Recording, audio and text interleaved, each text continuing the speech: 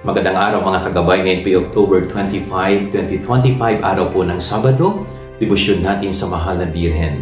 Ako po si Father Marvin at ang ating ebanghelyo sa araw na ito ay hango po sa ebanghelyo ni San Lucas chapter 13 verse 1 to 9. Ang ganda-ganda po ng ebanghelyo na ito sapagkat ipinapaalala sa bawat isa sa atin kung papaano ang Diyos ay mapagpatawad, mahabagin at hindi niya maaatim na ang tao ay magdusa sa kasalanan.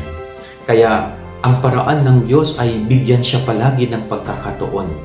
Pagkakataon na magbago, pagkakataon na magbalik loob sa Diyos, pagkakataon na pagsisihan at talikdan ng kanyang mga nagawang kasalanan.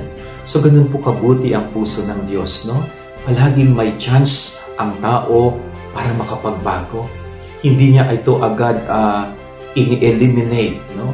Hindi niya ito agad sinusukuan, kundi bilang isang magulang ang Diyos ay patuloy na maghihintay sa atin sa ating pagbabago. Na patuloy tayong bibigyan ng pagkakataon ng Diyos na makapagbagong buhay. So yan ang ating gabay aral ngayong maghapon. God bless po sa inyong lahat. Pagpalait kayo ng Panginoon.